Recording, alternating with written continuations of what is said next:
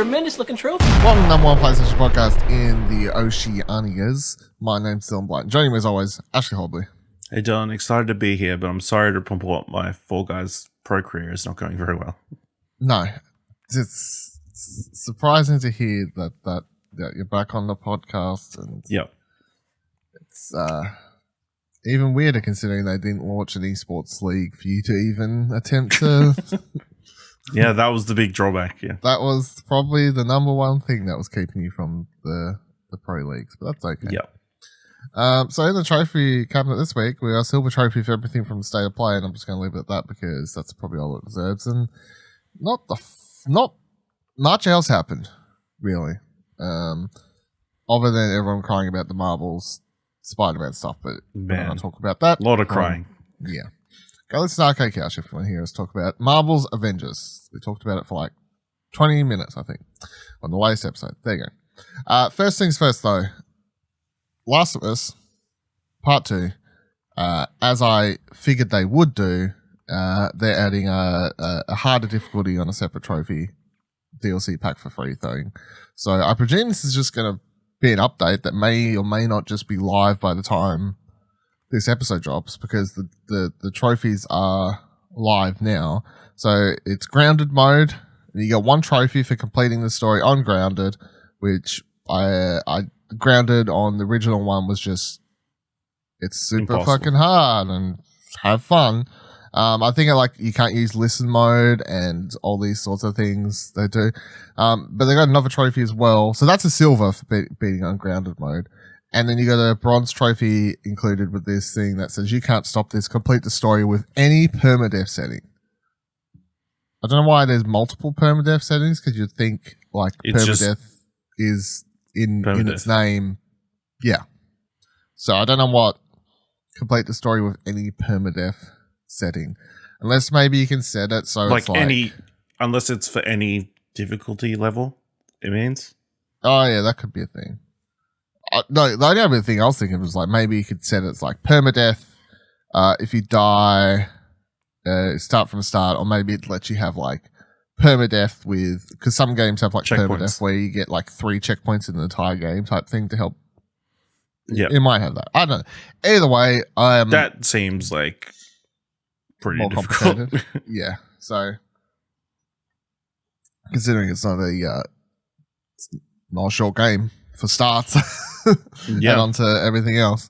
But for those people that were looking for a more challenging trophy list, because I think some people were annoyed because the first game had a much harder trophy list than the second one. Whereas, of course, I was happy to see the second one wasn't as hard.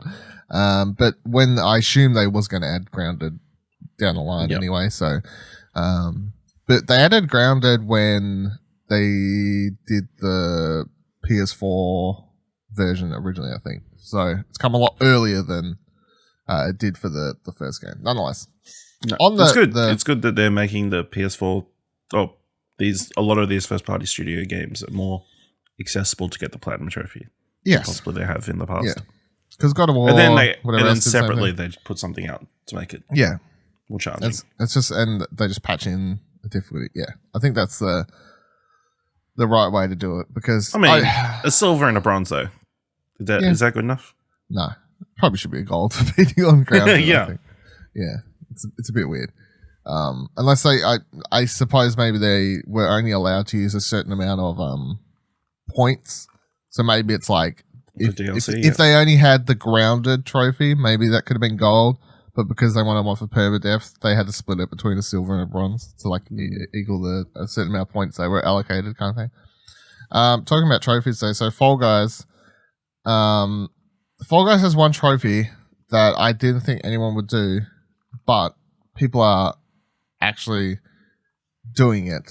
And the trophy is for the one we kind of teased about last week, for beating 5 episodes, they call it. Yeah, 5 episodes in a row somehow. So people out there struggling to beat one, win a game they can't even do, let alone 5 in a row. So as Kotaku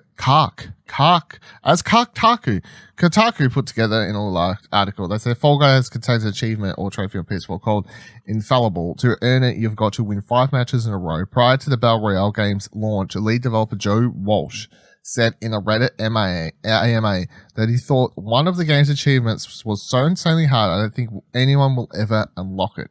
Many assumed he was referring to Infallible. A representative of Mediatonic, the studio that made Fall Guys, confirmed to Kotaku that fans were correct in their assessment. The rep added in a DM that Walsh didn't necessarily think it would be literally impossible, but instead just really hard. Some players also believe that Mediatonic might be asking too much. If you look at the replies to the official Fall Guys Twitter account, you'll find quite a few would-be trophy hunters pleading with the developer to change Infallible's requirements so it's not functionally unearnable for them. In light of these sorts of complaints, the Mediatonic rep told Kotaku that, quote, we'll have new ways to win coming in future that might just make this slightly easier. Ooh. Pay for it. Oh, imagine that you could just pay to get this trophy. Yes, as I was writing this, they said a mere 24 hours after the game's release, a small trickle of players began to report on Twitter and Reddit they actually pulled it off. According to PSN Profile, 33 people have managed to achieve the trophy on that, while the number of PC players who've proven themselves untoppable is still small enough. But also, I wouldn't count Steam because people have been hacking that game on Steam now, like to add so they can run like really fast and like jump higher and all these sorts of things to cheat to win. So I think straight away that's going to, of course, put salt in the palette. I don't know what I was trying to say. It's going to fuck up the whole thing. So my thoughts on this trophy still remain that, well, here's the thing. They've kind of, they're kind of in a hole now because enough people have got the trophy that it's like, I don't know if they says change 186 people have gotten it, according to PS profiles. So now now you've got 186 people that have got it, and if they ever did change it to make it easier, those people, of course, are now going to spit the goo, and be like, "Well, why should we do it? We did it when it was proper." There's only ever one trophy that I've got. I got one trophy that people considered stupidly hard and then was changed like 2 weeks after I got it. And it was for the first Watch Dogs. You had to complete all of these drinking minigames. And you would think, oh, drinking minigames, they're surely not that hard. But they would ridiculously, I think the last one took me several hours of sitting there and doing. Like they were weirdly super hard. But of course I had nothing else to do, so apparently I did them at that time in my life. And then 2 weeks later, Ubisoft put out a whole big blog post saying that they'd gone and changed the trophy and they made it super easy. And then suddenly the PSN profiles page for that of a couple of people having the platinum, including myself, suddenly people were just popping platinum left, right, and center. So they made it a lot easier. And I remember thinking at the time, well, that's a bit like, I'm like, I feel like all the people like myself who had the trophy should have got some sort of, I don't know, like it would have been cool to just get some sort of random DLC or something that's like, hey, I got the trophy, like a shirt you can make your character wear. I don't know, like I wasn't looking for a separate trophy or something like that, but just I'm like, you could have done something so that the people who actually earned it could survive. Well, I suppose that's a similar sort of thing they could do with Fall Guys if they ever decide to change it. Is that anyone who already achieved the trophy got a special shirt or something for Fall Guys where it says I achieved Infallible, or, you know, like I got 5 wins in a row before it was cool. You know, some sort of t-shirt or item, and then they could change the trophy. But we'll see what happens. Well, obviously they reckon they're adding a mode to make it easier. We'll see. I am still on the side that I think the trophy is a bit stupid. Well, the thing they could add is you can skip all team games, and then it'd be easy to get, arguably. It would be. I mean, it would still be a challenge, but it would definitely be easier because it would all be on You'd have you. You'd no one else to blame but yourself. Yeah, no one else to blame but yourself. Yeah, exactly. All right, so now moving into everything. And the person who fell in front of you when you were trying to get up that hill. Well, yeah. Yeah, you could blame him. That game, fifth game. That game's nightmare fuel. So before we start writing down everything that's involved with the state of play, there's a couple things to talk about to set it up. So firstly, Press Start writes, the next PS5 event is still scheduled for this month. Bloomberg is reporting that the next PS5 event, where Sony is expected to announce a price and release date for the two PS5 consoles, is still scheduled for this month. The news comes after Sony's latest quarterly financial report, in which they recorded higher profits than expected. Quote, an official at the PlayStation unit who were asked not to be identified because the plan is not yet public, said Sony's next announcement regarding the PlayStation 5 is tentatively scheduled for this month. The company intends to release two versions of the console, one with a Blu-ray disc drive and one without, though it is yet to disclose the price for either pricing model. And also, all of the sales were up. Like, COVID-19 made people buy lots of PlayStation games, was the takeaway from their financial reports. But so PS5 event still coming later this month. I as each day continues, I'm like, how long are they going to wait? How long are they going to play chicken with Xbox? Still. It's annoying me. Well, they got 2 weeks before the end of the month. I know, but they usually announce them at least within the week. I mean, odds are pretty good. Not long after we record this episode. I mean, it's possible. It is very, very that possible. one of them will, yeah. Because the rumor is Xbox is doing it like the last week. So, and if that's the rumor, they would know the rumors. They would know if the rumors are kind of true or not. So yeah, then they just post this half an hour after. No, they want to be like, I don't know. See, they're kind of in a hole. If Xbox is planning to do theirs like late August, and they've said to their shareholders and stuff that they're definitely announcing their price and shit this month, because that's the thing. Like, if they're saying that to the price, This isn't like fucking around anymore. This is like, if they've said to the company shareholders that they're definitely announcing these things this month, they kind of have to. Like, you can't. That's not who you fuck around with. That's the things happen, events happen, slight delays happen. Can't be helped. I'm sure they would be very, very happy. So, but if Xbox is doing late August, then they are going to have to actually go first if the rumors are true. No, just go the same day, like later in the day. That it happens all the time at E3. But Xbox has their presentation in the morning, Sony has their presentation in the afternoon. Everybody loves Sony presentation. Forget about the Xbox. I mean, yeah, but also everyone's forgot what E3 is like, and everyone's used to the news being more spread out because we've got used to E3 running for like 3 months this year. So yeah, people would give be us a able little to taste of that E3 back. Proper E3 back. Just inundate us with news on the same day. I mean, I don't know. I don't know if I hate it or would like it. We'll see. We'll find out, because that's what's going to happen. No, most likely they'll announce it after we post this, so it's fine. Yeah. And then one other thing I want to shout out before we get dug into the state of play games, because one game in it has some naughty history happening behind it. So Kotaku writes, PlayStation showcase game was stolen, says former developers. A group of developers went public today with serious accusations of overwork and theft against their former employer, the Estonian studio Limestone Games.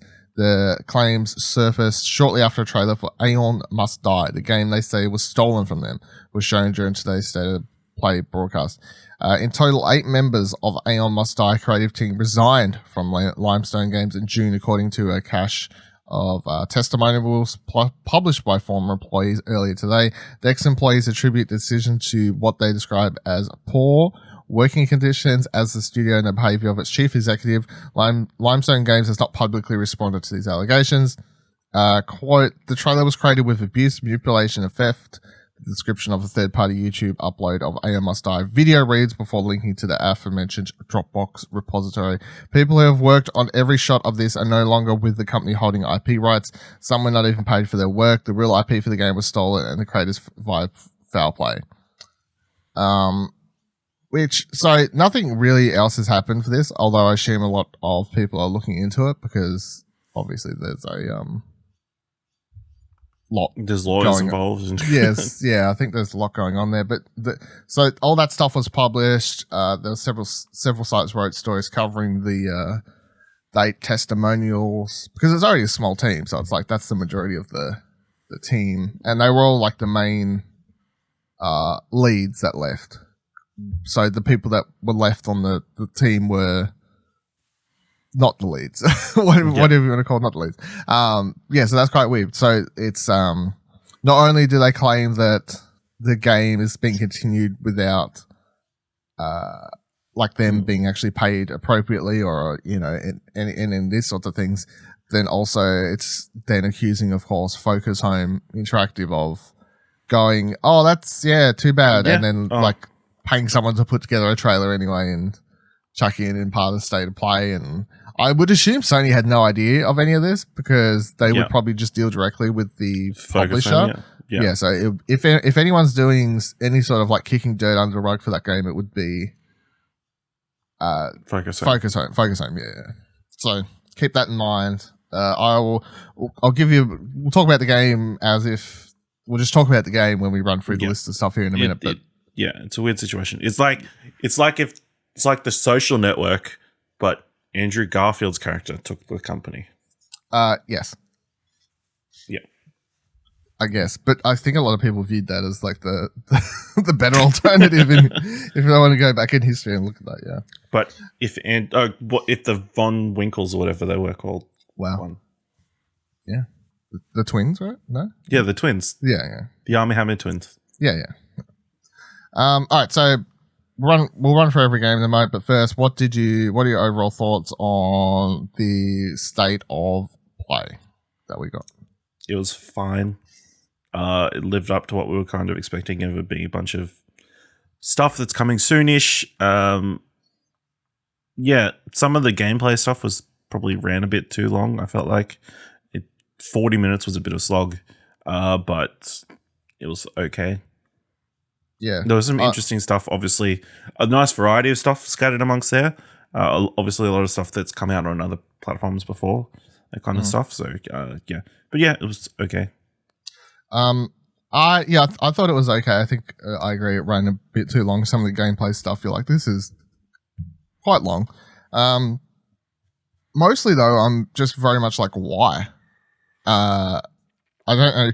I think a lot of that obviously has to do with the fact that they're doing this in August, where I feel like if they'd done this state of play early July or something like that, or maybe even announced it shortly after the last PS5 one and said, hey, we're going to have a PS4 one coming up soon as well, kind of thing, like it would have helped balance everything. But just obviously you're watching this, even with your expectations set. So it's not like I'm disappointed there's no PS5 stuff. I'm just still like, by the end of it, there wasn't, I guess, even enough mind-blowing stuff for PS4 games, I felt, to the point, I'm like, I don't know, like, I was like, why? Like, it got me wondering, like, who do we, especially, because obviously it starts with Crash Bandicoot, and I feel like we've seen a lot of that game so far in preview. They've had preview coverage come out like a week before this, I think. They had the Jeff Keighley reveal like a couple weeks prior to that. So Crash Bandicoot 4 has been getting a lot of coverage, and here it gets another in-depth gameplay thing. So I'm like, obviously they had a deal with Activision, and I guess maybe the deal is like they had to do something with a state of play, and they chose to. They're like, well, put it in this. We'll check a couple other things in. Yeah, I just like, I wonder what deals were involved, like who they were like, yes, we will help promote this on state of play, and here they've put together this 40-minute thing, and they're like, yeah, we'll keep all this outside of the next PS5 related one. We'll keep these things separate. Yeah. So because overall, I'd be like, there's some decent things in here. I just think watching it in the 40 minutes, there wasn't. And again, I just don't feel like there was anything big at the end. I feel like there was something maybe missing. Maybe something was pulled at the last moment to keep for another one. Another state of play or something along those lines. I feel like if this type of state of play had been released 12 months ago, no one would have any complaints. They'd be like, oh yeah, that's kind of what we would have expected from this state of play so far. Yeah. There's nothing mind-blowing, but there's some cool announcements and dates and that kind of stuff in it. So it's just that we're on the cusp of the next generation. We're kind of expecting big, new, exciting things. Yeah. And it wasn't money. Yeah. It's just, I think that is 100% it. Like, if this had even come after they had already announced the price and everything like that, and they then announced they were doing this one after, like, if you had switched the order, so like the one we know is coming up, the PS5 one, I feel like if this had even come after that, it probably would have ran a lot better, because I feel like myself and I assume a lot of people, it's like, you're watching this and you're like, yeah, some of this stuff is cool, but it's just, you're so just annoyed. You're just like, just give us the date, the price, I don't know, fucking something, you know. It's very weird to be trying to, like, here's stuff about PS4 and PSVR games. You're like, I don't know what I'm going to fucking buy. I don't know how much this PS5 is going to cost me, let alone what games I can buy, you know, like, let me figure out the price for that first, and then we'll figure out what games I can afford to go with and whatever else kind of thing. So, yeah, no, it's very weird. But yeah, I'd probably give it a, I don't know, 6, I guess. Yeah, maybe. Like, probably. it was okay. There are some cool things in it, so we'll run from. So the first thing they got was Crash Bandicoot 4 got like a, I don't know, like 6 to 8 minute thing, 5 minute gameplay demo thing, so where they covered some stuff we know before. Obviously, they caught people up who maybe hadn't been paying attention to Crash Bandicoot, and then they introduced the fact that Dingo Dial, from the previous games, who was a villain, is going to be a playable character, and seemingly I wouldn't say a good guy, but not a villain, proper villain in this game. And when you play as Dingo Dial, you can use his rocket launcher to suck up objects. It's like a vacuum and then shoot them back out. So that's cool. And then they also showed off the game's going to have multiple inverted skin things, whatever you want to call it. So different worlds will have different versions of inverted. Yep. Told you when they said there was like 100 something levels. Yeah, they're all something like this. It's like, they basically want you to replay the levels for different sorts of things. Yeah. And it's probably going to be a freaking trophy for like beating them all in this mode or whatever. But it's like some worlds inverted mode will have it so that like you got spin boxes to make color appear in the world. Another one just turns it into like this really neon colored crazy thing. Another one turns it where it's like an old timey movie thing where time moves a bit faster, and even the frame rate looks a little bit off type thing. So it's kind of cool. Crash Bandicoot 4 looks cool every time I see it, but again, like there was a couple, like the big announcement of this was obviously Dingo Dial, but I just felt like it was weird. Like I feel like I'd watched gameplay recently. I'd read previews recently. You know, like it was like, okay, Crash Bandicoot's maybe getting a little bit too much attention lately. See, they've gotten to a place where they need to tell you when there's extra playable characters in the game. They don't want to surprise you anymore. Yeah. Otherwise, people get angry. I mean, yeah, they're learning from Naughty Dog, the creators of Crash Bandicoot, so it's fitting. Yep. Yeah, fitting. I hope there is some surprise characters in it later, to be honest. So then we got the reveal that Hitman 3, which is going to include all the Hitman stuff in it, so in that form, all of Hitman, the last 3, 2, and 1, are going to be playable in PSVR. So this is really interesting because obviously, I have a question. I have lots of questions. How? Yeah, that's my How is they doing this? How's it going to work? I don't know, because obviously the thing about these games is there's a million and one ways to do anything. So I don't actually understand how you're going to pull off all these things in VR. And it's a third-person game, isn't it? Yeah, but it's becoming first person when you play in VR. So yeah.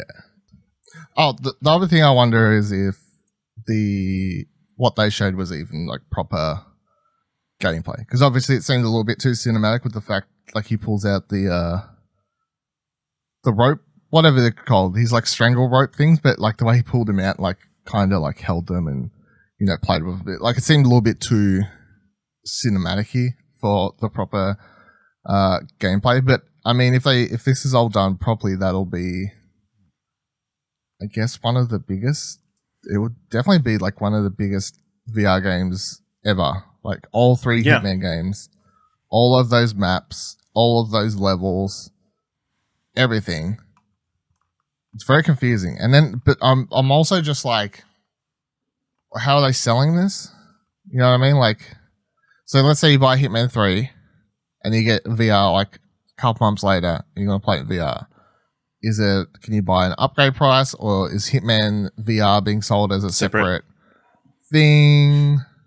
Like, it's definitely not something you give away for free, surely. You would think it would be sold separately. Yeah. Just purely for the amount of time that would have surely gone into adjusting and getting it ready for VR. Yeah. Much in the way all those Bethesda games that got released on VR were separate. Yeah. A lot of those Bethesda ones, because to me, like Skyrim and stuff, that was kind of like them learning VR. You know, they're like, well, we'll learn how to port this, and then since we've done it, we might as well do it. So it makes me wonder if they've started making Hitman, or like doing the VR Hitman thing because they want to work on a proper, quote unquote, like from ground up VR game, you know, kind of thing. Maybe a proper from ground up Hitman game, or even a different sort of franchise. Don't know. Interesting. I'm keen though. I would say this is going to come after launch of 3 though. If I had to guess, like I feel like because Hitman 3 is supposed to come out, I think early January next year or February or something like that. Like it's in the first couple months next year. I wouldn't be surprised if we find out that the VR thing doesn't come until like several months after the game originally launches. Which would help, I guess, because then they can promote it as its own separate sort of thing. Then we got the announcement that Braid Anniversary is coming. So, Braid, in case no one knows, is the first game from I meant to blank on his name, but the guy who made The Witness, Jonathan Blow, right? So he made this, and he's made The Witness, and I don't think he's made anything since then. I played this back when it came out on PS3, but it was originally released on Xbox as one of the, this was one of the original, digital games. You know, like back when there was so little, digital indie games that you could literally have played all of them, you know, because, not many were coming out. This was, one of the OGs kind of thing. It is a cool game. It's really unique. Basically, the premise is that it's kind of set up like your typical Mario game where it's like, oh, there's a princess kind of thing you've got to save, but the game uses this cool time manipulation mechanic. So lots of times you'll have to activate something or grab a key and then you can rewind time and bring it back with you, or bounce on creatures at the right time, or you can fast forward and speed up. The game is most known for its, I think, story, actually, weirdly, because it has a rather interesting twist at the end of the game that most people know by now. But if you don't and you're keen on this, then I would say avoid that, because back when I played it and you get to the end, it is oh wow, that is quite an interesting direction the story went.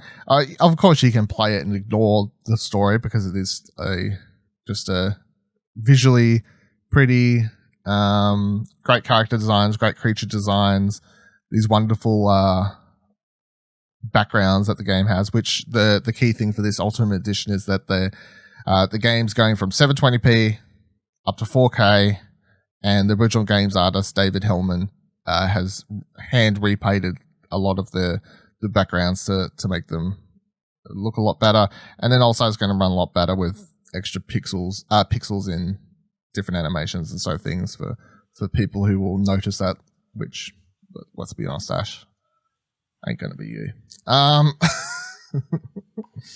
So then we got a 6-minute developer walkthrough that explains the open world of the Pathless. So this was good, although it felt like it ran a bit long. But at the same time, I was interested in this because this was revealed at the Game Awards or whatever last year. One of those ones towards the end of last year. One of the big shows. It was one of those first PS5 games before it was a PS5 game. Before we knew it was a PS5 game, I guess. always look cool. Obviously, great, interesting art style. There's a eagle flying around. You're like, this looks fun, but what exactly is the game? And basically, the game is open world, no fast travel. Look, you're going to have like key tower things to capture, and then as you like free an area of like the bad juices, the bad talk. I don't know what you want to call it. Like you're freed of the bad vibes. Then eventually you'll have to face off against this monster thing, and the game's movement system is really cool. It's like built around, I guess, pulling yourself with these arrows as you shoot them, and you kind of like skid across the ground. What do you think of this? I mean, it looks interesting. Again, the demo might have been a bit too long. It looks interesting. It feels like a cross between like, I don't know, like a Zelda and a Shadow Colossus or something like that, with archery thrown in. It's got obviously a very unique movement system. So it'd be interesting to see how it plays out. Yeah. Then we got Splunky 2 coming to PS4 on September 15th. It's got new characters, features, co-op, blah, blah, blah, blah. Lots of stuff that I was probably going over my head because I never played Splunky. Have you ever played Splunky?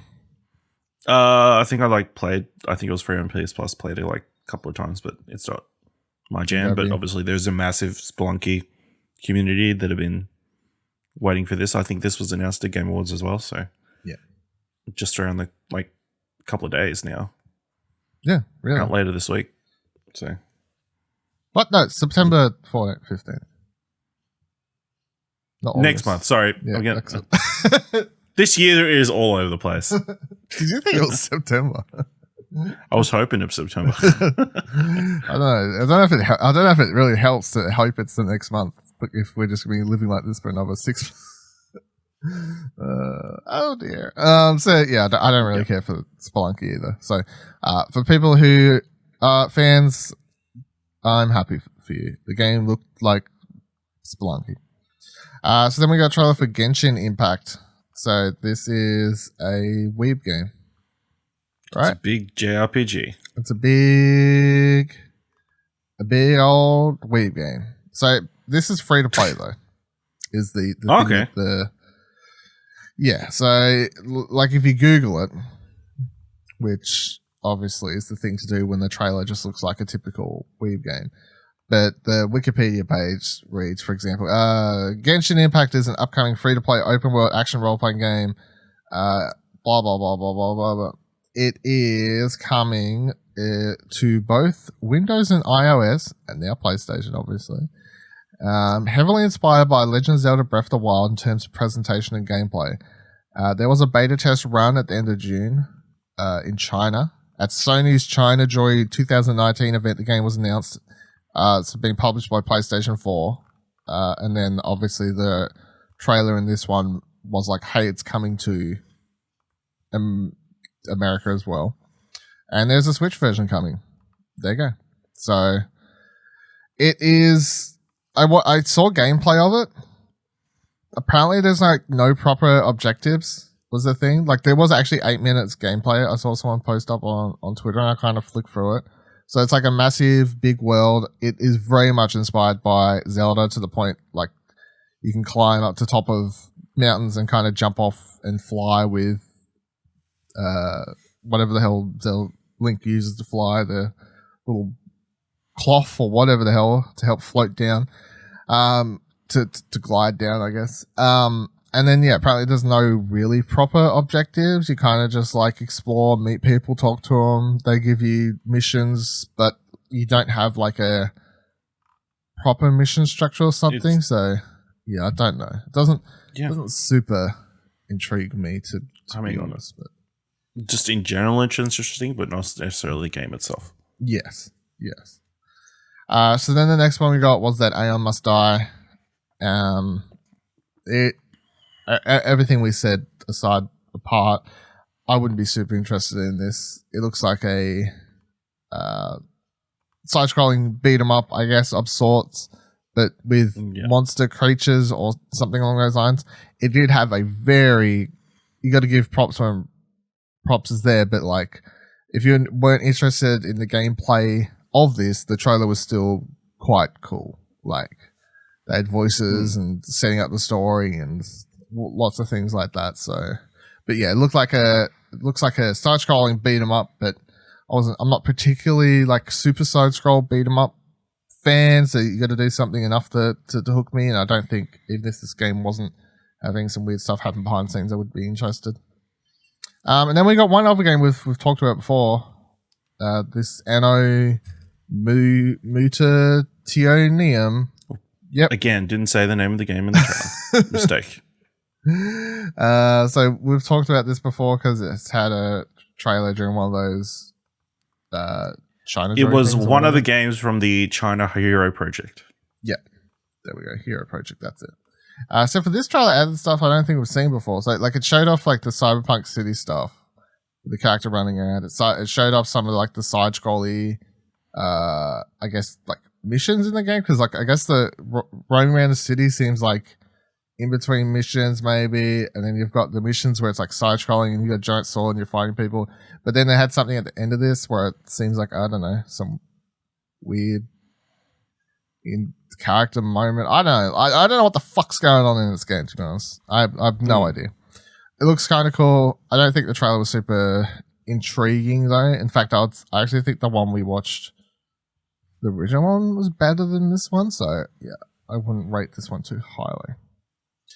And then we got the most important thing we kind of got was Bugsnax gameplay trailer. So Bugsnax, already excited, obviously, but the gameplay trailer actually set up what you'll actually be doing in the game, basically. So it seems Bugsnax is a game in which there's the village, whatever it's called, I don't know, mayor of Bugsnax Town, and all you're going to be doing throughout the game, I guess, is saving all of the villages and then slowly rebuilding the population of the village, it seems. And to save the villages, you're going to have to solve levels of puzzles that involve helping them do certain things, or I don't know, whatever else. Either way, that seems to be like the core setup of the gameplay. Is that what you got from this? And did that make you more intrigued for it, or?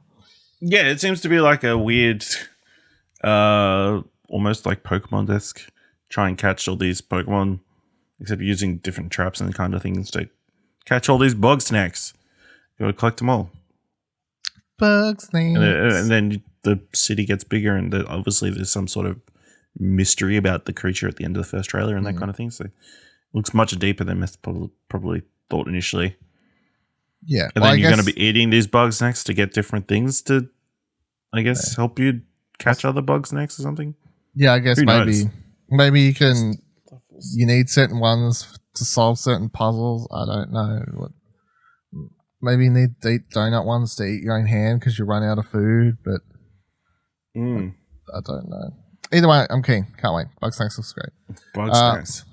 Then they got there's another trailer for Vader Immortal Trilogy. This one set the release date for it, so it's coming out August 25th on PSVR. That's all 3 episodes of Vader Immortal. This trailer mainly focused on and showed gameplay from the Dojo Labs in it. Like, it didn't actually show much of the story stuff, which is probably for the better, I guess. But yeah, most of what they showed in here, if you watch the trailer, is the Dojo Lab stuff where you just put through challenges of how to use lightsabers in different sorts of ways and so on and so forth. Are you going to buy this when it comes out, Ash? Or? Yep, probably. Yeah. Who doesn't want to be Darth Vader? Well, you don't play as Darth Vader, so that's sorry. What? You don't play as Darth Vader? Maybe eventually they'll make a game. Why is it called Vader? Because you play as a character who's captured by Vader, and you're taken to Mustafar. But then why are you using lightsabers and electric? Well, I don't know. Like, maybe you play the game and find out. There you go. Sorry to burst your bubble. Do you get to wear a mask in the game? No. Have you? This is so. Have you thought the entire time that this game lets you play as Darth Vader? Yeah.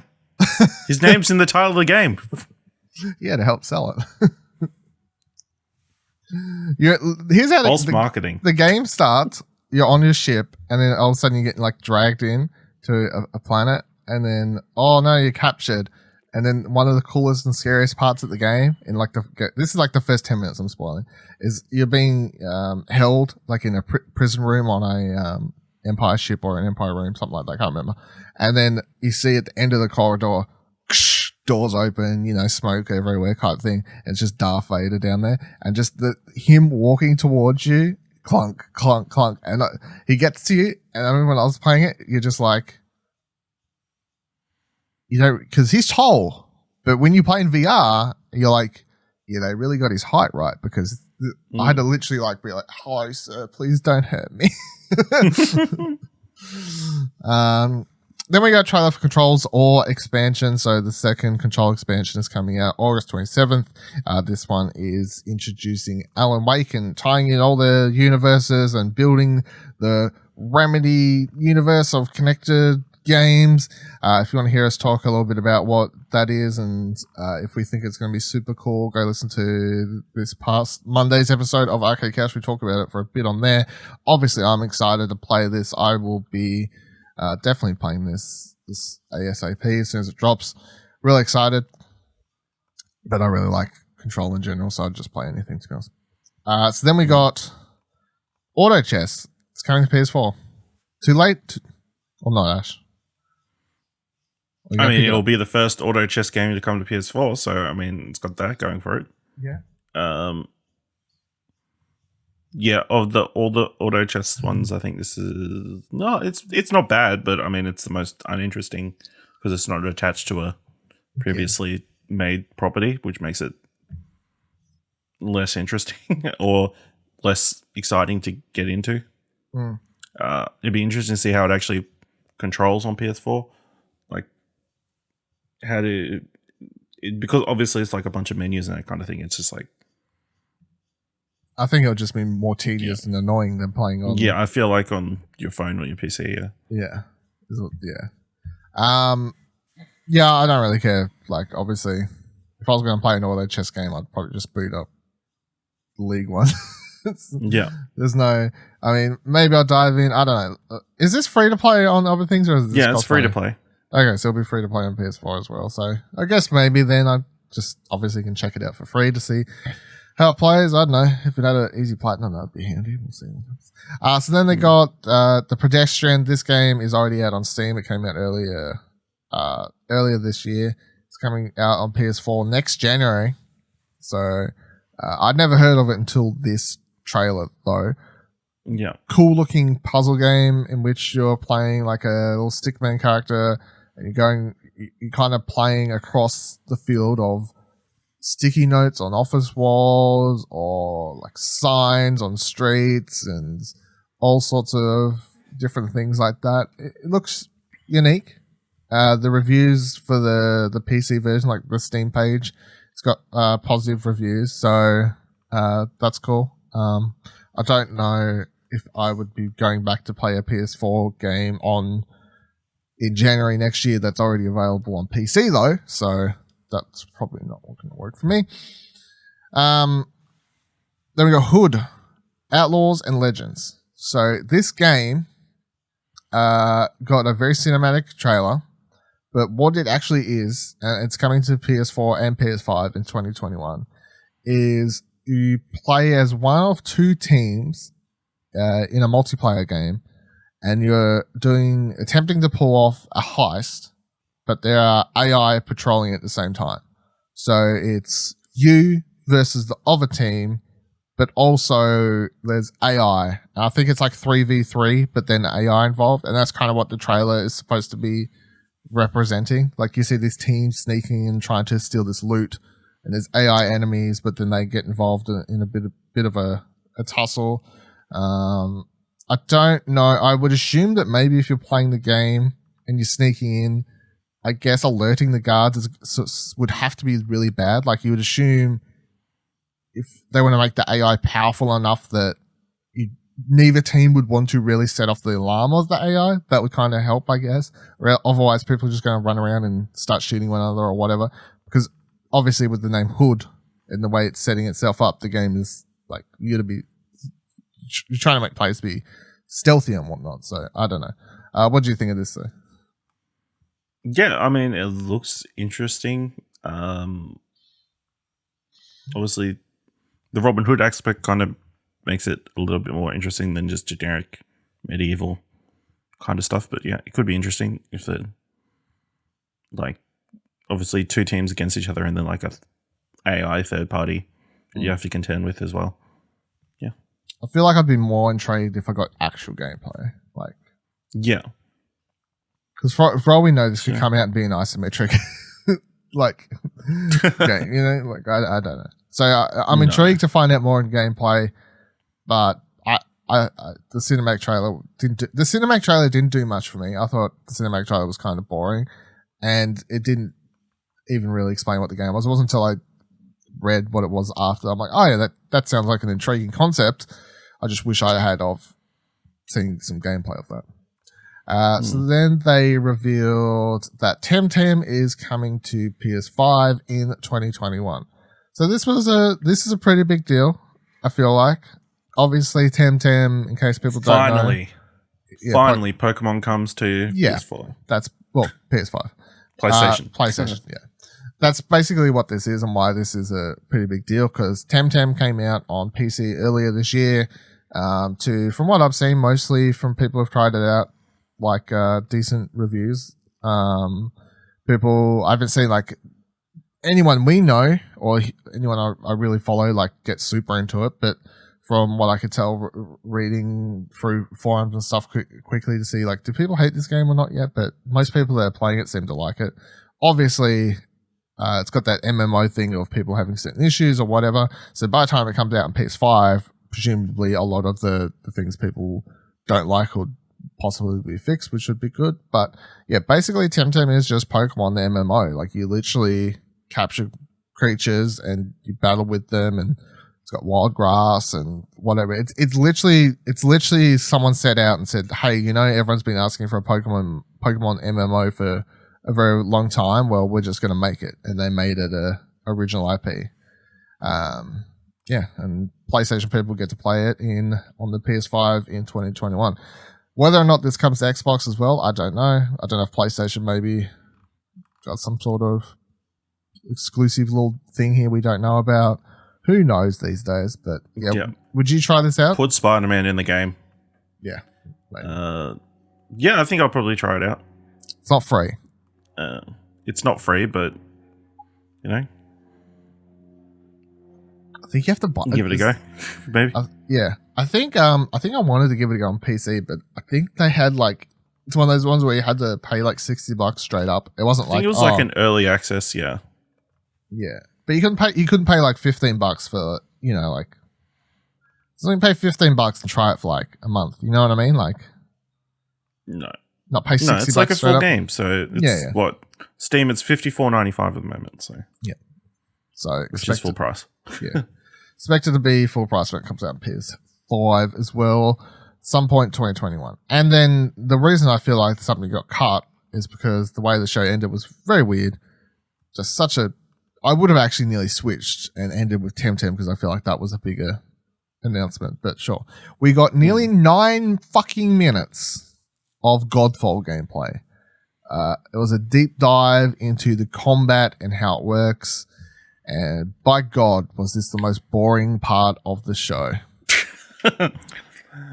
The more I see of this game, the even less I want to play it.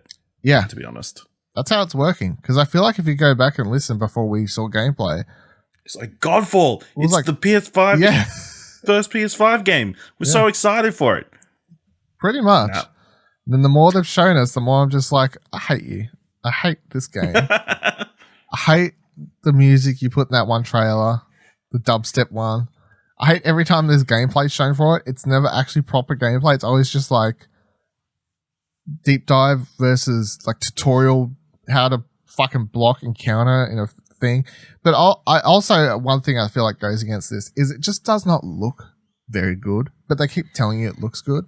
And that's because it's been streamed at fucking 1080p and at 30 frames and whatever else. And they're over there going, oh, it's so smooth and looks great or whatever. It's like, I don't know, like, there's nothing intriguing or interesting about this to me so far. I was way more intrigued. And 9 minutes of this, oh my God, just seemed to go for so fucking long. Yeah. I don't know what deal Sony has going with 2K, but there's something obviously going on here because they keep having Godfall be prominently featured in their state of plays and blogs and whatever the hell else. Oh dear. But yeah. This is the Rise Son of Rome of this generation. Pretty much. Except Remember for that game got shoved everybody's throat down? Yeah. Sure there'll be like 10 people that love it as well. So yeah, but yeah. I would have switched this with Temtem, or if that wasn't happening, then it definitely feel like something else was like just such a weird way to end it. They're like, yeah, Godfall. And that's it. Thank you for joining us. I'm like, what? Really? That's it? Godfall? Jesus. Maybe they just think Godfall's a bigger thing than it actually is. Well, maybe they'll.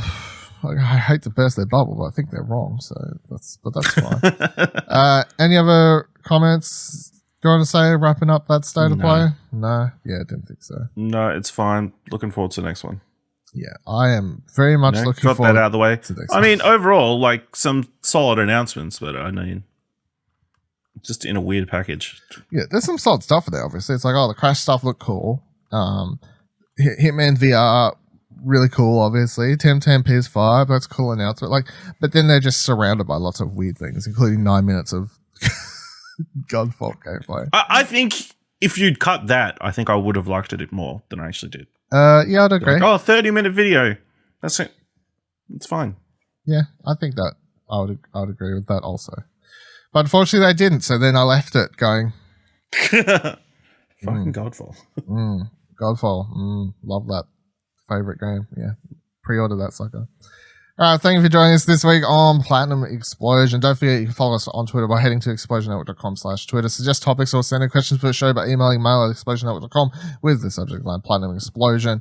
I expect them to hopefully announce the PS5 event straight after this. Just do it. And until next week, or later this week when we're back doing a bonus episode because of the PS5 event. Hey! Remember that every trophy counts. Hey, don't forget you can subscribe to the show wherever you're currently listening, and you can drop a review if you can. Find more great shows like this and more content over at explosionnetwork.com, and please consider supporting us for as little as $1 over on our Ko-fi page by heading to explosionnetwork.com/support. Thanks for listening.